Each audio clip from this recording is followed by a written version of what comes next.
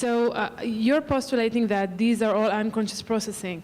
I don't really get why you treat all these memory paradigms as a measure of consciousness. Why can't it be just indeed, as it was at the beginning, a memory paradigm? And would you postulate then that if subjects would be presented with these 12 letters or change detection displays unconsciously, let's say degraded or doing CFS, you would postulate that they would perform the same? Not at all. So there are two things here. One is, I'm not saying there's a completely unconscious process. So there is conscious processing, sorry, just to make my point clear, there is conscious processing of the 12 letters or the array. Yes. You consciously see all 12 of them. It's just that during the delay, you're not consciously holding a conscious visual phenomenological experience. So it's a memory thing. It's a memory thing. I'm not saying the whole process is unconscious at all, no. And unconscious processes tend to be weaker, so I would never predict that it would be just the same. But I think the debate here between me and Ned is not that whether you consciously see the 12 letters. It's about whether you hold them online during the delay. So I would say that you are taking memory processes and turning them into something that should serve you in a consciousness debate, and I'm not sure whether that kind of inference is legitimate here. That's my point. Right. So we have to get the dialectical context correct. So they think that we all know that you have to consciously see the 12 letter. If you mask it, it doesn't work, right? Empirically, we know that. The debate is really about whether during the delay you have a conscious, vivid phenomenology as if it's like mental imagery, or something much less like that. It's just that you somehow remember something, a gist, and then somehow at the second display or at the change, you can actually use that. And whether it's legitimate, I don't know. This is the debate so far, so I just focus on that point. I think it actually could be legitimized if you spell out the argument, but I would have to let Ned do it. Stuart has a question, I believe. Yeah, I think both these views lack a distinction between conscious and non-conscious activity, whether it's front of the brain or back of the brain. For that, as I said yesterday, I think you need to go to a finer scale, and I'm thinking of launching a deeper order thought theory, DOT. And, but my question is, Hakwan, is tomorrow we're going to hear from Daryl Bem about backward time effects in the brain, and it's controversial, but assuming that's correct, and certainly the evidence for that goes back to Libet and has been repeated over the last few decades. Assuming that's correct, applying that to the Sperling test, wouldn't that account for the results, and neither of these other views would be necessary? Yeah, as you know, I have done the bet stuff myself, and I've shown results that are to the effect that almost like you're back with time travel. So after you finish the action, I showed that applying a TMS pulse, you can change the time that you think that you started initiating action. But being a kind of workaday cognitive neuroscientist, the approach has been to try to think of a cognitive explanation for that, which is mostly similar to what Dan Dennett has wrote a lot about. It's just a kind of backward time stamping without actually traveling back in time itself. It's a timestamp effect. So likewise, I think these are similar, but we can talk more about that. I'm open to those other alternatives too, but it's just within my tradition, my discipline, people tend to think that's all right to just appeal to cognitive mechanism. Okay, one more quick one, Tobias. Yeah, thank you, Hakwan. So there's yet an alternative interpretation.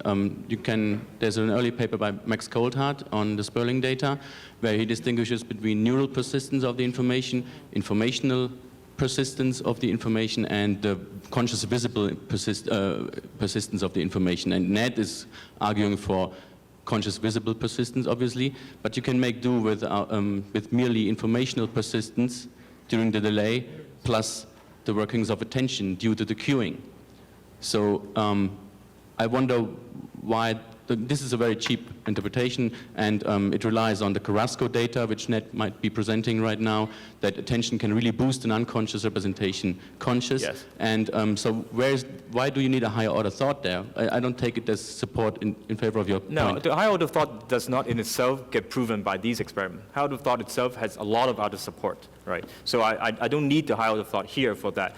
Rather, I'm defending higher order thought in that context. Given that it's true in so many other situations, I'm trying to fit that in here.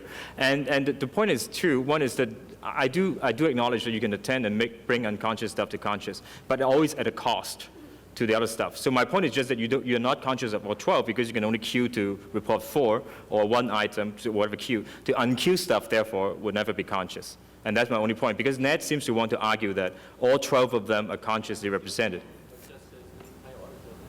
No, this in itself does not prove higher thought theory at all. But there are many, many other evidence for that. So. Okay, thank you very much.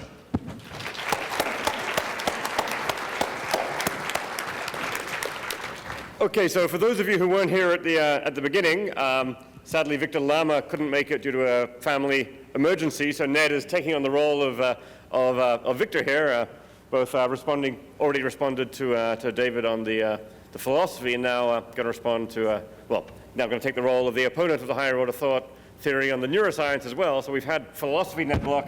Please welcome neuroscience Ned Block.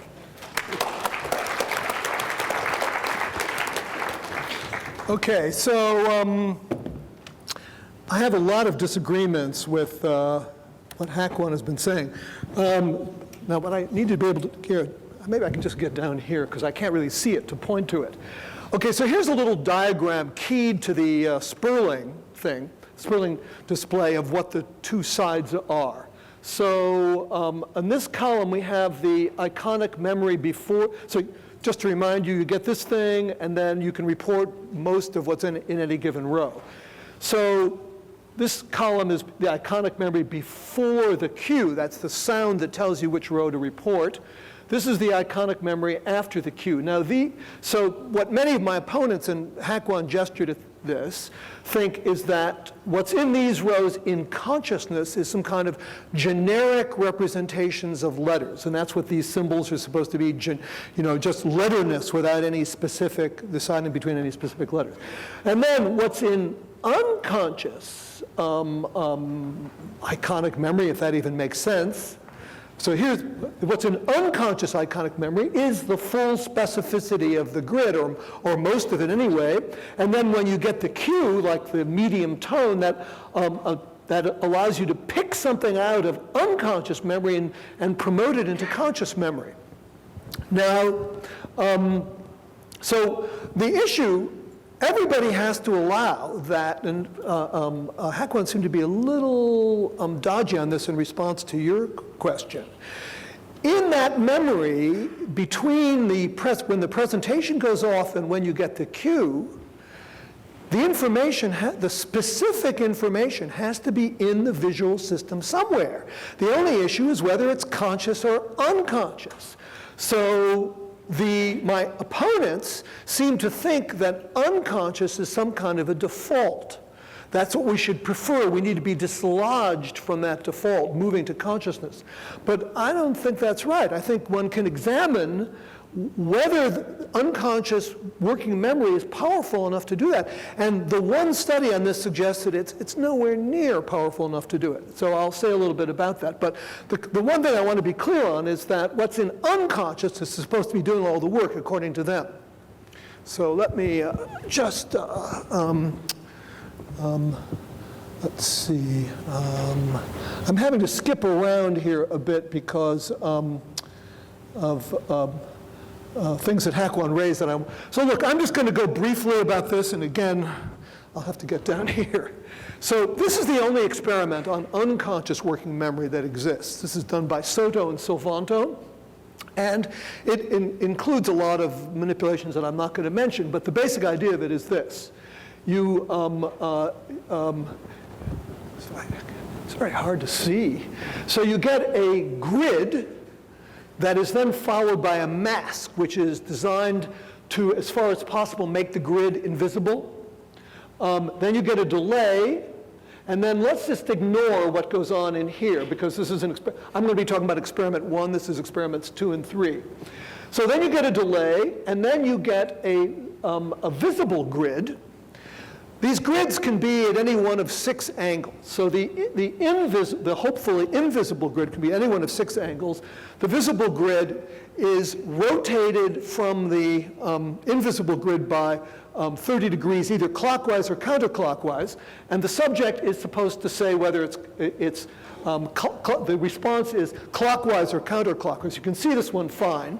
If you could see this, it would be very easy to do. There's no cue. You don't have to remember. All you have to do is remember the orientation of that if you saw it. And then you give an awareness rating of 1 to 4. So the upshot is that for the cases in which people gave the awareness rating of 1, they have very slightly better than chance on this test of clockwise or counterclockwise. And if you look at the actual numbers, you see that the capacity measure is extremely small. It's about 0.12 as opposed to 4 or so as opposed to 6 or 7 in the Lamme type experiments, which are something like this. So the capacity of unconscious working memory is just too pathetic to explain these results. I think that's the only direct test. But the key thing is it's got to be either unconscious or conscious, the specificity, and the evidence favors not. So Hakwan said some very surprising things about this Brockmole experiment. So he said that it works just as well whether the first grid is present on the screen or, remember, this is where you superimpose one on another, but that's not true. Here's the graph. So first of all, in the first second to second and a half, people do very badly on superimposing the two grids. And that is independently what it takes to generate an image on Kostlin's theory of mental imagery. So what they're doing is they're generating a mental image. Now, I don't know of any evidence that people can generate an unconscious mental image. They're generating a mental image of the first grid and superimposing it on the second grid. They say they can just see the missing dot. Hakwan's results about overestimating unattended information has nothing to do with this. It doesn't impugn this at all. They're superimposing one grid on another. They can see superimposing one partial grid on another. There's a missing dot. They can say what the missing dot is. Now, this is their capacity measure on the missing dot in the first grid. And they get up to about, a little over 90%. This is what they do when they're actually seeing. The top graph is what they do when when the first grid stays on the screen. It's definitely higher. They do, you're less likely to make a mistake when it's really there. But you get up into the 90% of capacity on that first grid. It's pretty good. It's because they've got a very vivid mental image of the whole thing. They've superimposed them. So I just don't see any argument here for unconscious high-capacity images. These are conscious images. The subjects say they're conscious. They describe the whole thing this way. Kostlin has done another version of this in which he has got subjects he's done away with the first grid. He's got subjects to memorize various grids, and then he just says grid number X, and people can do that too. Again, it has similar properties to this one. So I think it's going to be very, very unlikely that these are unconscious things, unconscious images. So let me say a few more things about the Lamme experiment. So Hakwan says that uncued items are punished. There's certainly some truth in that. But these images, these long-lasting images, which in this experiment it's up to 1.5 seconds, but they have other experiments in which they go up to 4 or more seconds. They did a false cue experiment where they told subjects they might get 1 cue, they might get 2 cues. If they got 2 cues, they should answer on the basis of the second cue. And so they got a cue, and they didn't know whether it was the real cue or not. You only find out when there's an absence of a second cue, you have to answer on the basis of the first cue. And it decreased performance very slightly. So it looks like the only empirical evidence I know just to how robust these images are suggests they're fairly robust. So although it's true that unattention does punish, it doesn't look like it's playing a big role in these experiments. So let's see. Let me move to another kind of data. So many people have objected to the high-order thought view on the basis of appealing to babies and animals. So the idea is that we're just much sure that babies and animals have conscious experiences than that they have higher order thoughts about those conscious experiences. And there's some empirical evidence that's relevant to this. So it can be shown using habituation studies that babies, well, they've been done as early as 4 months, consciously see colors much the way we do. How do we know that they consciously see colors? Well, here's the reason. The technology behind this is what's called habituation studies. And the idea is you have either 2 screens or 2 speakers. This one is a speaker thing. You got the baby sitting in front of them, and then what you do is you show them something on the left again and again and again until they get sick of looking at it. And then that counts as them being habituated. Then they move their attention to something else. And so you can detect what counts to them as the same thing again or different. You can change the stimulation and see whether they think it's the same or different. This one is a number study. And the way this one works is this, is that you show them you either show them 8 sounds, which can be, some babies get this, some babies get this, or 16 sounds. Some babies get this, some babies get this. And the idea of this is to make sure that it's number they're responding to rather than length. So this length is the same as that length. So you can partial out number from length.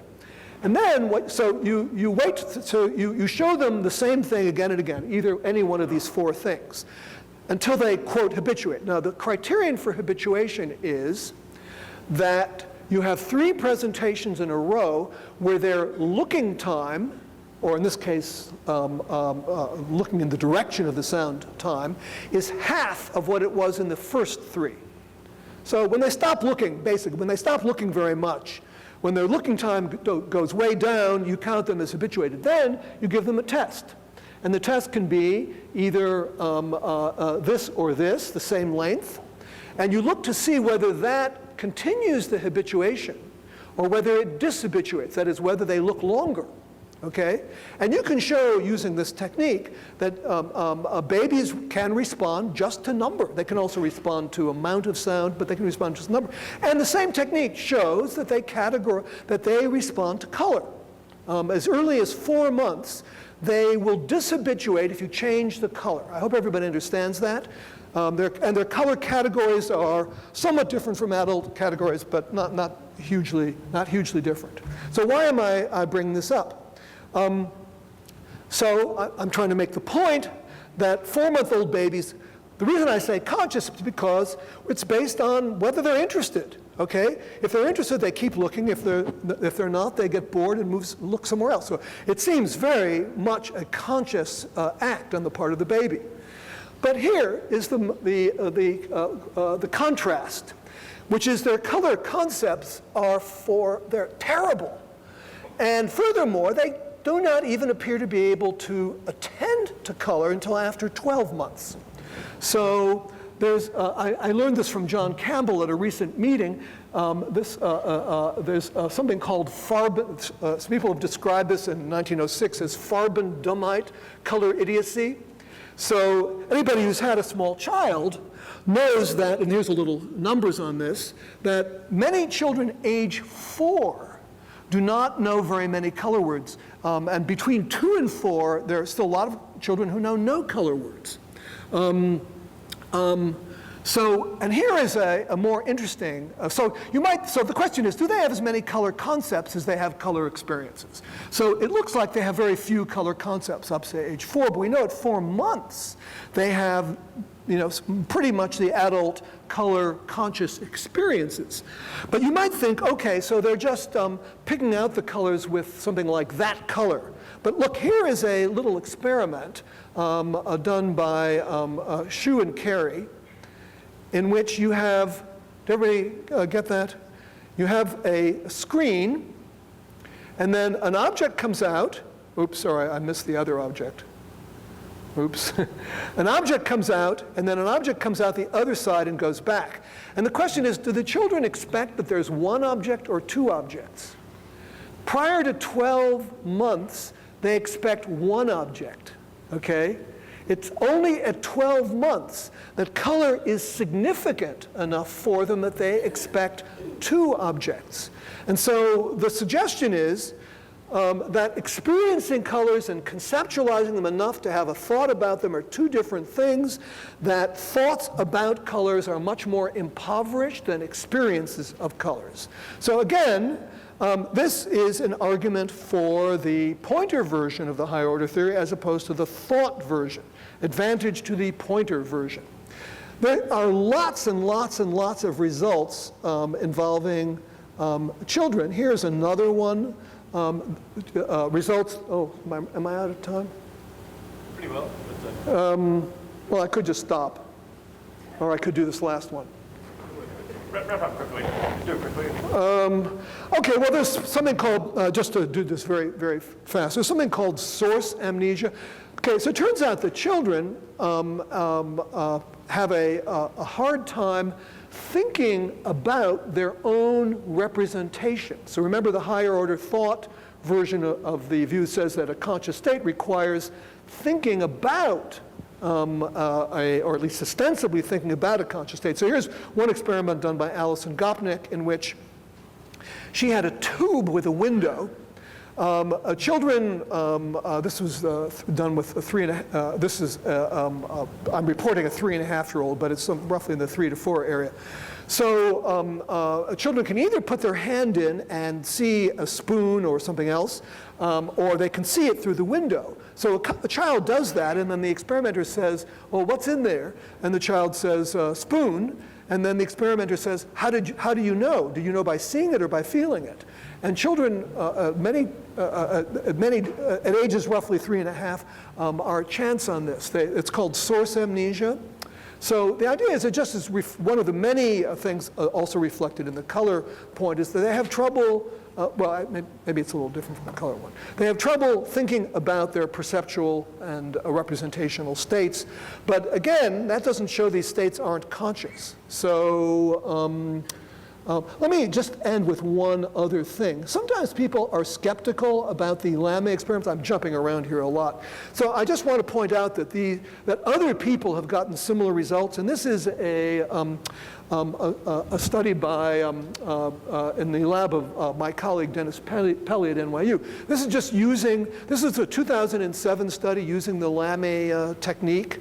They're actually more interested in a phenomenon called crowding, which I won't mention, but it's a similar idea. It's only done at 800 milliseconds. It's still, so you get an array of letters. You get a dot.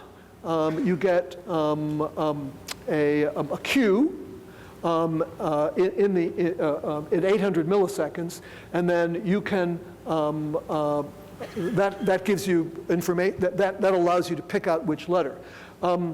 And there's a big advantage over the cued case. In this case, it's uncued. So these are the cued cases in the middle. It looks like you can preserve an image all that time.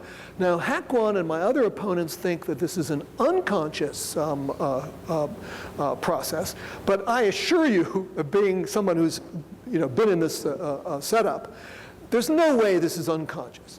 For one thing, well, I won't go into it, but yeah, sorry. So let me just end there.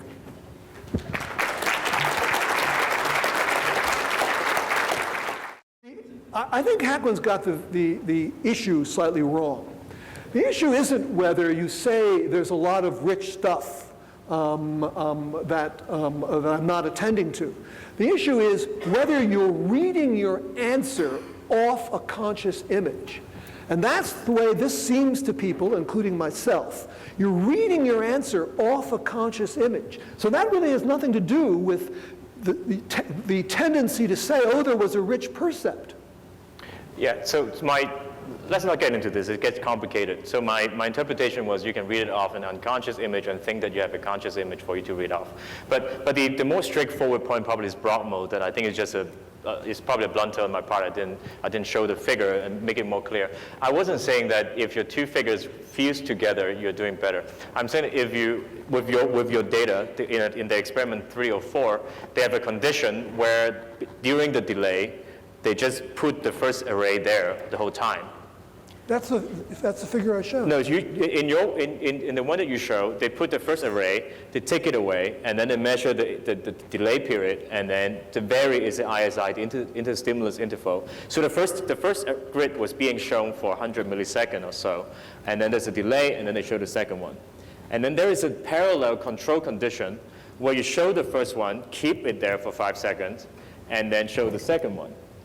What I'm saying is the data looks identical regardless whether you keep the first one there the whole time or you put it only for 100 milliseconds and then take it away.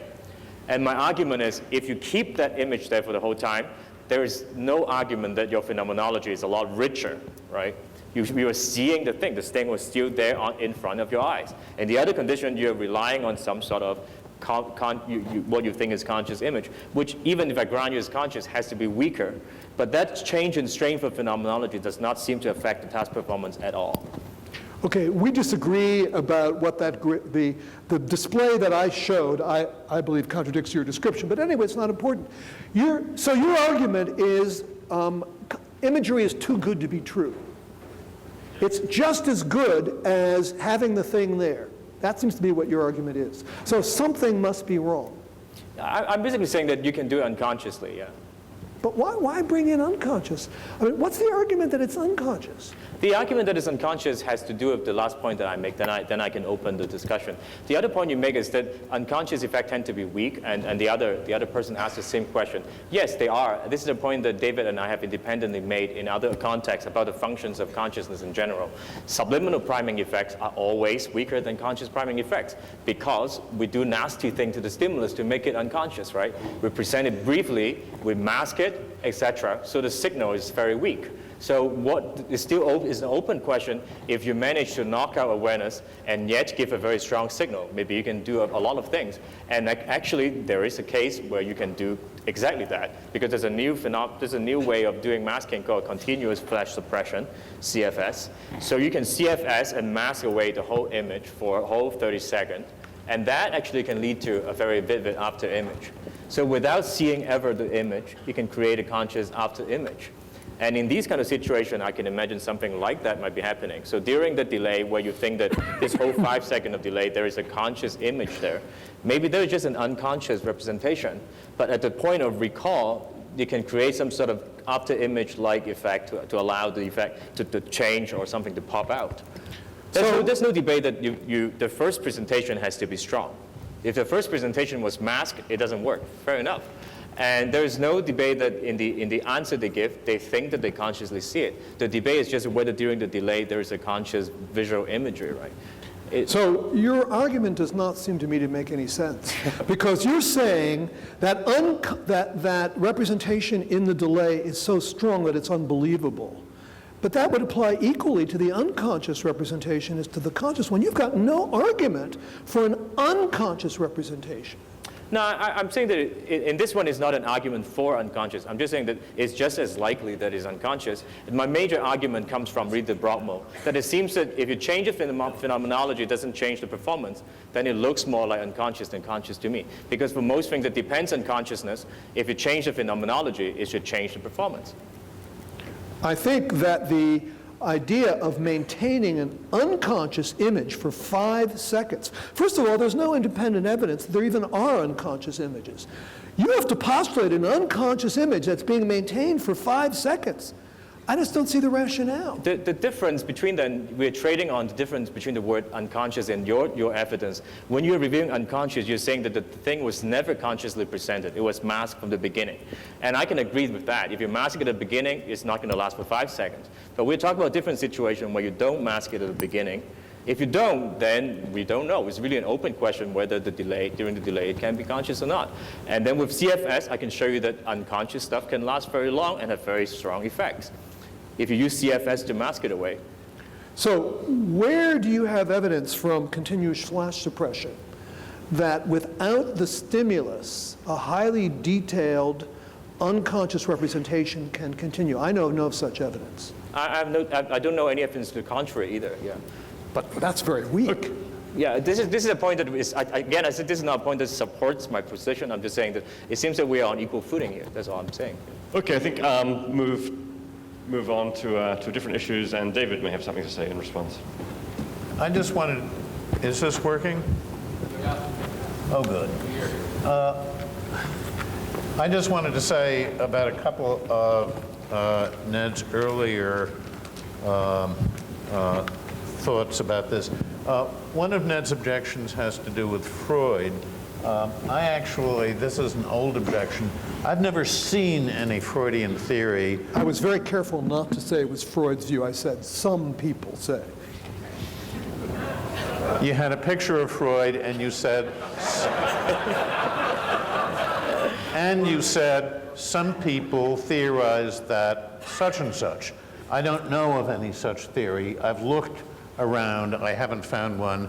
You haven't given me one. Georges Ray hasn't given me one. There's this guy at UMSL who hasn't given me one. So I'd like, to actually have a theory. But regardless of whether that's so or not, it might just show that that version of what's going on in repressed desires to kill your father and marry your mother, maybe that version is just not true. It seems a very weak kind of argument.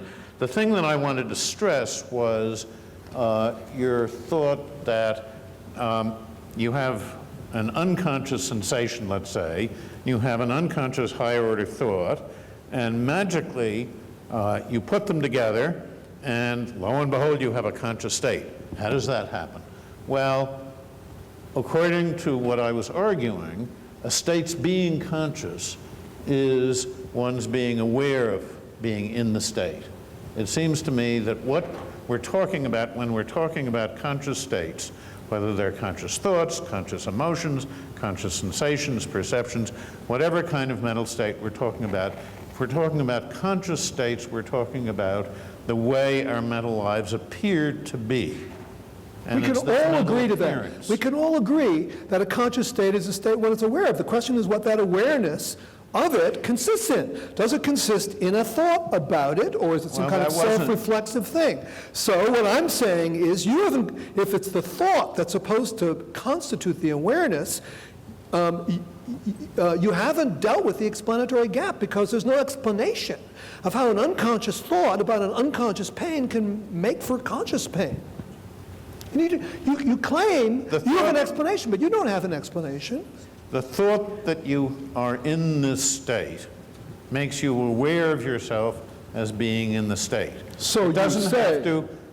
So I say, and you say not, right? I don't know what your reason is for saying not.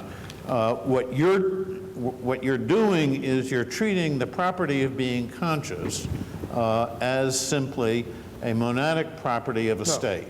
No, and what I'm saying is that the property of being conscious is a different kind of property. It's a property of a creature being aware of itself as being in a particular kind of state. And it doesn't have to be consciously aware of being in that state. It can simply be aware of being in that state. And that's what happens. So all that a theory of consciousness is concerned with, according to what I was arguing, is the way our mental lives appear, not the way that our mental lives actually are. Look, I agree that consciousness is an appearance. I agree that a conscious state is a state one is aware of. That's not in dispute. What's in dispute? I didn't agree with the second thing, and I didn't say the second thing. I'm not talking about conscious states, according to me, are simply states that we appear to be in, whether we're in them or not. Well, that sounds very paradoxical to me. Well, I don't say what's the paradox So about the key point I'm making is the actual bones of the theory, where the disagreement comes, is whether a thought about a pain makes the pain conscious. So my point isn't so much that it does or it doesn't, but that does not answer the explanatory question of, if it does, why it does. Yeah, but when you talk about making a pain conscious, you've already got your pain here, and you want to add a property to that pain, namely the monadic property of its being conscious. And what I'm saying, that's the wrong way to think about pains being conscious. So I don't actually think that consciousness is a monadic property. So I'm a physical reductionist. I think that what it is for a state to be conscious is a very highly relational brain property. So I'm not in favor of a monadic theory of consciousness. By monadic, I'm simply talking about at the psychological level, right? So if it is a matter of how you it know, appears, then I agree that consciousness appears to us not to be relational. I agree with that, but that doesn't mean it is non-relational.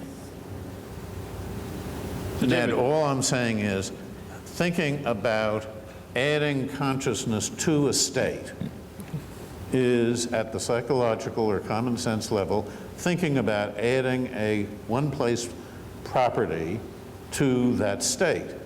And that's the wrong way, I think, to think about conscious states. Let me stress again this thing that I said very briefly in the time where there were a couple of questions after my presentation. The term conscious state, the phrase conscious thought, conscious sensation, these are, relatively speaking, neologisms. They don't have centuries of, you know, being embedded in our common sense way of thinking about things. And it seems to me we have to give a little bit of thought as to what we mean when we speak this way. I don't even think that ordinary people today go around talking about conscious thoughts, conscious sensations. I think it's a bit of a term of art in our fields. So what I'm saying is we're simply talking about the way things appear independently of the underlying psychological reality. So David, here's a way of putting a version of Ned's worry about the unconscious thought and the unconscious pain. So just say you're right that a mental state is one that we're conscious of being in. So the question then is why an unconscious state makes you conscious of the lower order mental state after all. So what do you say about a case where you have an unconscious representation of something in your environment? I mean, I think the natural way to speak about that is that you're not aware of the thing in your environment and you're not conscious of it. You're merely representing it non-consciously. So by analogy, I think Ned's objection is going to be that, well, an unconscious higher order thought about a lower order mental state, on the face of it, doesn't make you conscious of the lower order mental state. It merely makes you represent it. And it's not by any means a truism about consciousness that mental states, conscious mental states, the ones we represent being in, the ones that we're conscious of being in. Just not, I'm sure this is one you've heard many times before, but maybe it would clarify to get your response. Right. The place where I think that I would depart from what you said is, you said it's natural to think if I have some vision that's not conscious of an object, right, that I'm not aware of it. I think it's a little bit natural to describe it that way. I think that we don't have very good, well-entrenched natural ways of describing the difference between seeing something non-consciously and seeing it consciously. So here is something that I see appearing in the popular press. By the popular press, I mean things like the New York Times and Newsweek and so forth. A contrast between being aware of it and being consciously aware of it. And that means being aware of it seems to be a perfectly good way of talking about being aware of it without being aware that you are aware of it, being aware of it unconsciously. So the higher order thought makes you aware of the state that you're in. It doesn't make you consciously aware of the state that you're in, but that's a kind of awareness. And according to the theory, it's the kind of awareness that's sufficient for a mental state to be conscious, to draw the distinction between mental states you're aware of yourself as being in and mental states that you're not at all aware of yourself as being in. Okay, so maybe at this point we can throw things open to the audience. Okay, Sam over here. Thanks. I wonder if you, well, it's a question to all of you, would like to comment on what might be seen as a possible virtue of the higher order theory as compared with the self-reflexive theory. I mean, Ned Block and David both mentioned this in their analysis papers, actually. So it seems like you could, on the higher order theory, you can, in principle, bear the relevant consciousness relation to the sensory states of another person, right? It doesn't seem to be ruled out by the mechanics of the theory, whereas on the self-reflexive theory, you could, as it were, only have your own qualia. So is that a virtue of the higher order theory, that it kind of makes qualia, in principle, intersubjectively accessible, a bit less kind of weird and elusive? I think it's not a virtue, because I am having a thought right now about your sensory states, and I assure you that my thought has nothing to do with whether your sensory states are conscious. So if there is interpersonal consciousness, it's not produced by my thinking about your sensory state. No, but say the point, I mean, I'm also happy with the pointer type view. So say it's the pointer, version. So if you could get a pointer that was in the relevant set relation to, a sensory state of my visual cortex, why shouldn't you also be conscious of that sensory representation in my visual cortex? It seems to me that the fact that higher order theory leaves that open is a virtue. I pass. I worry more about fitting the data at this point. I mean, as you said, at some point I was committed to other views, and together with Richard Brown, we've written a recent article, a book chapter on this as well. But my confidence on this is very low, so I pass.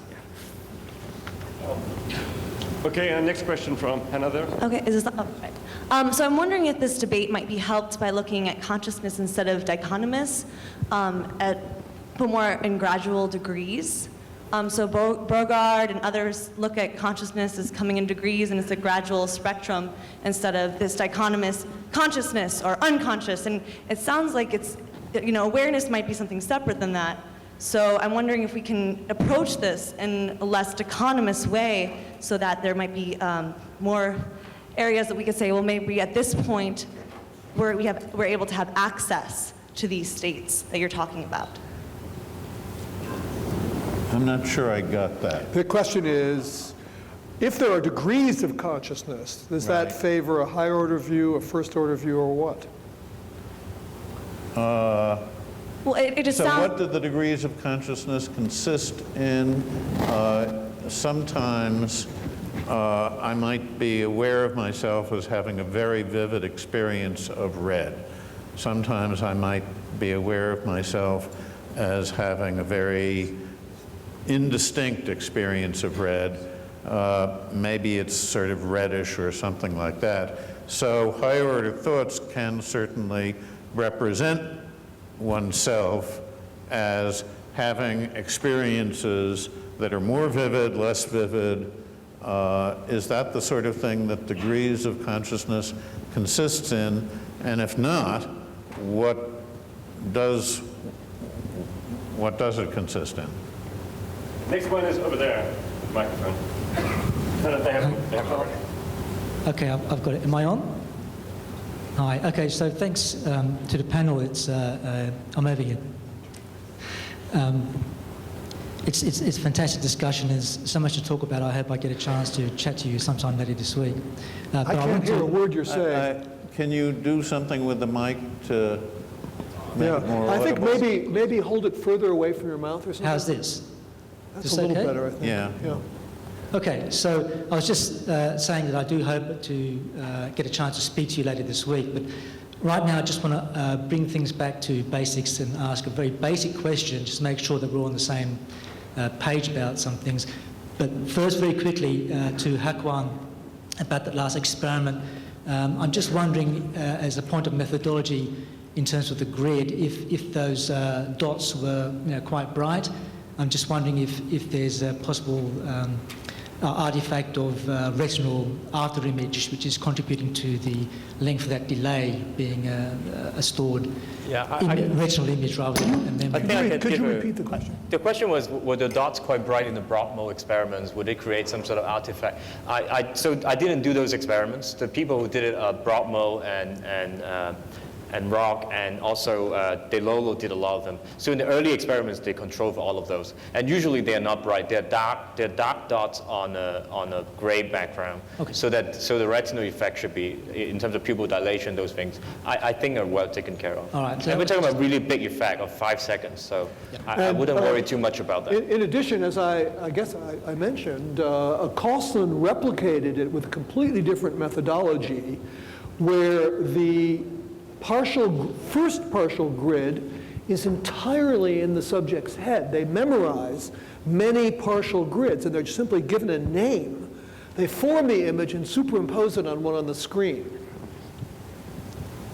Okay, next question is from Josh Weisberg over there. Oh, yeah, there you go, that's loud. Thanks for a great session. Obviously close to my heart. You can probably guess who I think won, but hi, Ned. Can you see me? We can't see you, there's a big light behind you. Just walk into the light. We can hear you, though. It's okay. Okay, Yeah, we so, can hear you. Ned, at the beginning of your comments on David, you said, well, this makes the explanatory gap go away, and that was somehow too easy, and... I'm not hearing. I'm going to go in the audience. Okay. That's where I need to be to hear you. So you said something about the explanatory gap going away was somehow a problem for the view. I would have thought that would maybe be a virtue. But I want to get your comments about the nature of the evidence here. So we have this neuroscience data, and we're kind of reflecting on subjects in very subtle controlled experiments, and we're trying to pull out what it's like. And there's debates. And it seems to me we hit a wall with those debates. This is kind of like the kind of introspective debates we had in the old-fashioned psychology. And so what we do next is we appeal to theory to say, okay, we've got this debate and we've got this other thing. Well, our theory does X, Y, and Z. And it seems to me that what Hakwan and David are something like saying is our theory does all this cool stuff. So that plus a consistent interpretation of the data gives us what we want. And so I'm wondering, can you just at least talk about that kind of mesh and Hakwan's point about lots of people seem to like something like at least some kind of higher order approach here, and why solving the explanatory gap would be a problem? Okay, I'm not really... Okay, so look, you say, oh, the higher order view does all these cool things. I don't know of anything the higher order view does that is not equally done by a first order view. Now, there are some things that look like advantages. So I mentioned that the higher order view has a demystifying account of what it is for, say, a subliminal or unconscious pain or unconscious state to become conscious. It's just for there to be a higher order state coming into existence about it. So what I would argue is that's too demystifying. I think consciousness is something we do not understand. And a theory that acknowledges that is in better shape than a theory that does not acknowledge it. Bill Robinson. This is for David. This is an old... I'm here. Oh, you're there. Okay. Yeah. Yes. So It this doesn't help. This is a very old knot, but in today's terminology, you talk of conscious states, right? The state is supposed to be a sensory state that is conscious if it's thought of. I'm going to go sit in the audience. But then it turns out that we don't need the sensory state. We just need the thought to have something that is yes. at least subjectively indistinguishable from being aware of a conscious state. But the thought itself, in general, will not be a conscious thought.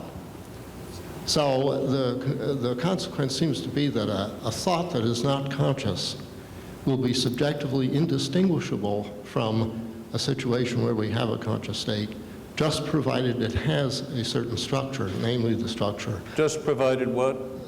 That it has that the thought has a certain structure, namely, it's the thought that I am having a qualitative experience.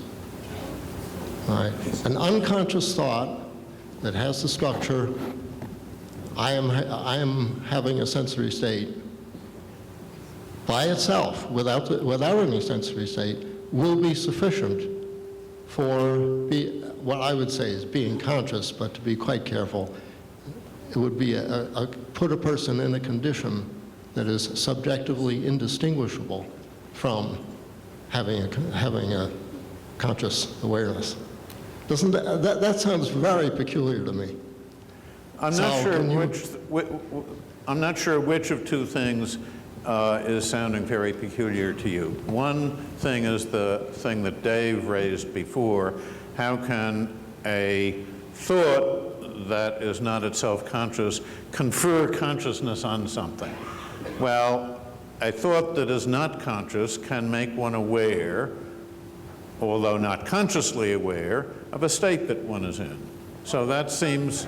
You haven't really answered Bill, I think. Bill's point is that you can have an unconscious, empty higher order thought. So, in fact, so the unconscious thought is, I am having a sensation of red, but there's no sensation of red.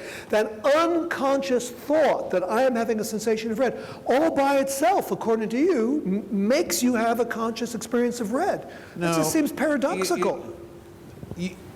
Look, one of the things that people can do in philosophy, and you're doing it now, it seems to me, is make things that aren't paradoxical sound paradoxical. And people have been doing this in philosophy for millennia. It seems to me that it makes good sense to think of what a conscious state is, what a conscious experience of red is, as an experience that one is aware of oneself as having, right? So subjectively speaking, I think there is no difference between being aware of oneself in the right way, whatever that is, put the right way to one side. Don't worry about what that is. Being aware of oneself as having an experience of red, and actually having an experience of red, and being aware of oneself as having an experience of red, and the experience of red isn't there. If you're aware of yourself in that way, then subjectively it'll be the same. But if the red sensation is actually there, that's going to make a big difference to other things in your psychological economy. It's going to cause you to do this and that and the other thing and so forth and so on. So it's not going to be all the same psychologically. It'll just be all the same subjectively. And I don't see that that's paradoxical. It's paradoxical only if you formulate it in a way that generates the paradox. But you can formulate it in a way that doesn't. I haven't seen the formulation that makes it not paradoxical. So let me just make sure everybody understands the issue. So what it is for a thought to be unconscious on the higher order view is that there is no other thought about that thought. So suppose I have the thought, I am having an experience of red. There's no thought about it. So it's an unconscious thought that I'm having the experience of red, and there's no experience of red. According to the higher order thought view, that unconscious thought that I am having an experience of red, all by itself is subjectively the same as having, what, I guess, a conscious experience of red. It is a conscious experience of red. But it's just an unconscious thought, and somehow it's magically creates a conscious experience. Is that your question, Bill? Yeah. Yes. But, you've magically joined the audience. But isn't it true in any theory, you need the spark of phenomenality to come out somewhere? And here's a theory that at least has a principal account that says how it comes about. Of course, it has to, as you said, it has to be somewhat magical. You just acknowledged 2 minutes ago. It has to be something that is a little bit counterintuitive. If it's very intuitive, something's wrong, right? But at least it's a theory. It's a principle spelled out account. So I'm not willing really to say that it's magical. It seems to me that we are aware of things in two ways.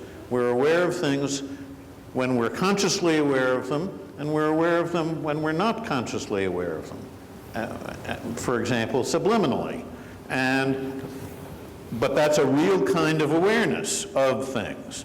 So I can be aware of myself, let's say aware subliminally, just to sort of use that analogy, I can be aware of myself subliminally as being in a particular state. And that gives me a kind of subjective sense of what's going on in me. And I don't see the magic. Okay, we got one more from... Can I respond to Hakwan? One sentence response. Well, I'll make it very short. So Hakwan says all theories have to have magic in them somewhere, and mine does as well.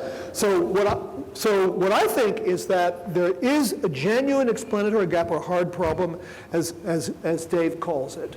The problem with the higher order view, both the pointer version and the thought version, is there's no room for a solution to the explanatory gap, because those theories claim to be self-contained and explanatory in themselves.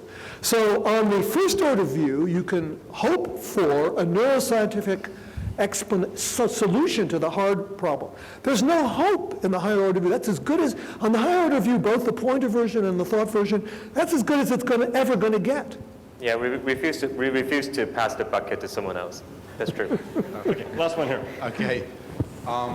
So I want to pick up on something that Hakwan said about going to these neuroscience conferences, which I do, and how little traction there is for some of this talk about first-person concepts. These concepts of whether one's aware of something or not that are being derived primarily from the first person, they don't seem to offer to people who are focused on this mechanistic explanatory framework really anything. Now, that said, I think the problem is just as profound for the NED sort of account as it is for the higher order thought account. That is, it's not really clear that that's the people in the neuroscience community feel that gives them a lot of traction either. But so I actually think that's a problem all around. But let's take a step back and say, well, okay, maybe it's too much to hope, even though I know Ned has sort of written and just expressed. Let's take a quick step back. Yeah, quick step back. Maybe it's too much to hope that we'll really be able to convince the neuroscience people these concepts are going to help. But let's just say we care about them. And then what's going to be the most consistent story that we can give that fits with the neuroscience about what's aware and what isn't?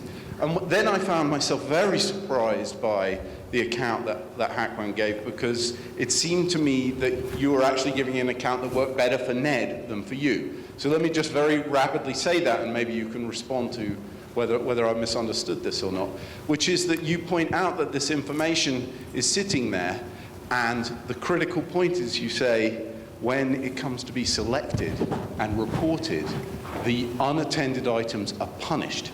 And that strikes me, that point you make about the information then becoming degraded at the point of selection, seems to me to support the kind of phenomenology that Ned wants to use. Because Ned wants to say, oh, look, we're reporting that somehow we're aware in some way more.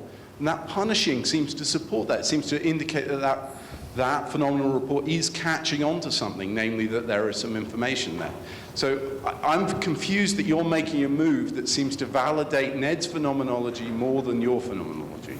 Yeah, I see that it's complicated, and in the interest of time, let me, instead of getting into the dialectic, let me tell you exactly what I think. So I think that there's a threshold you have to pass to reach awareness. And for all 12 items, you only have a weak representation, that none of which pass the threshold. In order to make 4 pass the threshold, you make the other 8 completely hopeless in passing the threshold. So it's not like you have 8 there conscious, and then by the time you read out, the other become unconscious. I'm saying that the other 8 would never reach awareness because of your favoring the 4 that is being queued.